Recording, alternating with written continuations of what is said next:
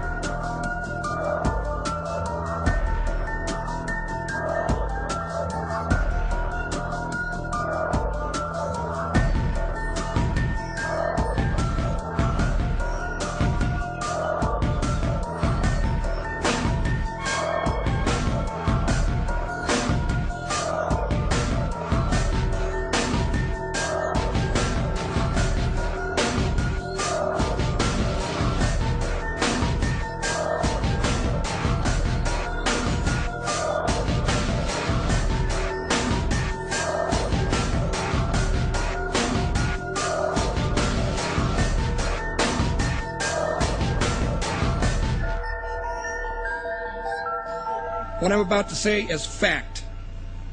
The secret organizations of the world power elite are no longer secret.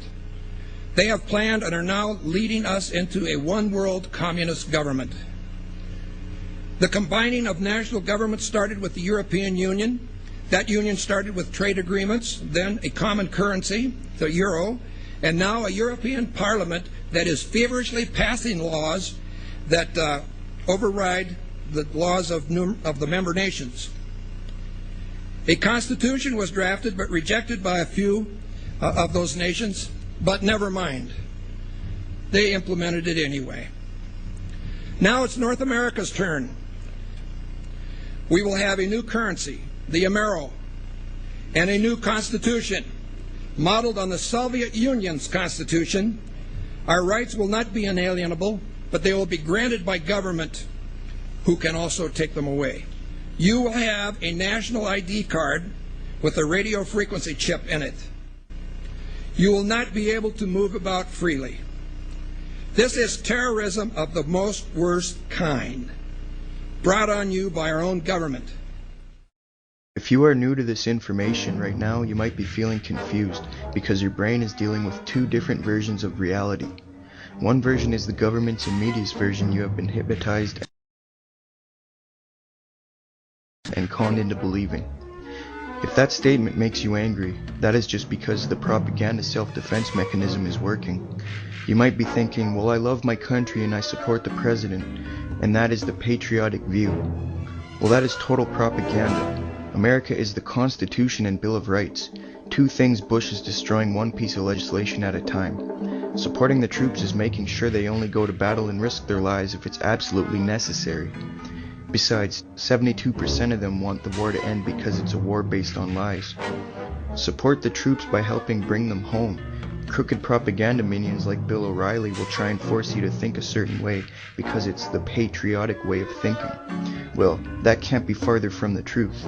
Real patriots like the Constitution and Bill of Rights right where it is, and real patriots oppose one world government and the lies that are meant to trick you and usher it in.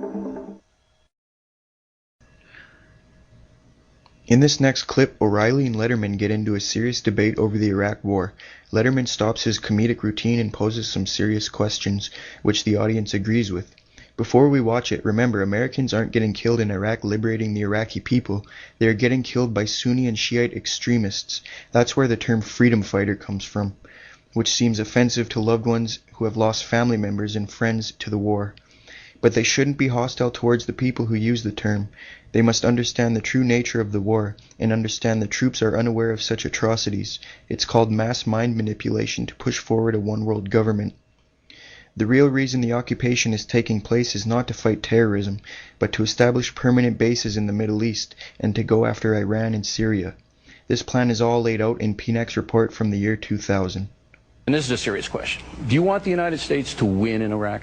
Well, you know, in the beginning, here was my position in the beginning, and I think I sort of felt the way everybody did. We felt like we wanted to do something because something terrible had been done to us. We did not understand exactly why. All we knew was something terrible, something heinous, something obscene had been done to us. So while it didn't necessarily make as much sense to go into Iraq as it did perhaps going into Afghanistan, I, like most everybody else, felt like, yes, we need to do something. We need to do something. And as the weeks turned into months and into years, and one death became a dozen deaths, and 100 deaths, and 1,000 deaths, then we began to realize, you know what, maybe we're causing more trouble over there than the whole effort has been worth. Possible. But do you want, right now, do you want the United States to win in Iraq? First of all, I don't... It's an easy question. If you don't want the United States to win in Iraq... It's not easy for me because I'm thoughtful. How about that? That was a good one. That was great, Dave. You get paid for those. No, but what I would like would be for Americans to stop dying and for there to be stability in that part of the world. Now, if that means an American victory, okay. But I'm not sure that you can have stability in that part of the world with or without an American presence now. But here's the deal. You can object to the policy in Iraq. That wasn't the reason we went over there. No, we went over there because there was weapons of mass destruction. It turned out there were no weapons of mass destruction. Right. The United States government believed that Saddam had a WMDs, okay? And they were wrong. People make mistakes in war. Now, Tony Blair was wrong, Colin Powell was wrong, all these people were wrong. So that means we've made a mistake in war, so we stay there and kill as many Americans as we possibly can. That's the way you get out of a mistake. No. There were no mistakes in the lead-up to the Iraq War. All of the bad intelligence was known to be faulty by those using it to try and persuade the American public. Who wanted the bad intel? Who said, give me that stuff? Cheney did. He goes to the Situation Room and said, we know Saddam's a bad guy. Give me stuff. And they'd bring in a case. They'd bring in what they could, and they said, no, this isn't good enough. I can't sell a war on this. I want everything. And then he cherry-picked this trash. It was total propaganda. They went to the CIA, they went to the Pentagon, to Doug Feith, and said, give us talking points so we can go to war. And that's when Tenet's slam dunk came in. He says, yes, we can sell this case to the American people, but the Middle East is complicated, and that's the way they got away with it. You know, in the famous Ata-Ani meeting in Prague... Never happened. Never happened. The FBI and the CIA said categorically it never happened. Yet they continued to run with this story, convince 70-some% of Americans Saddam is a lie. This is truly the big lie.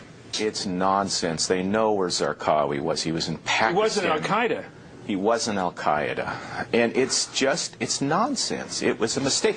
And the officers who supposedly handled the relations between Saddam and bin Laden have come out and now work for American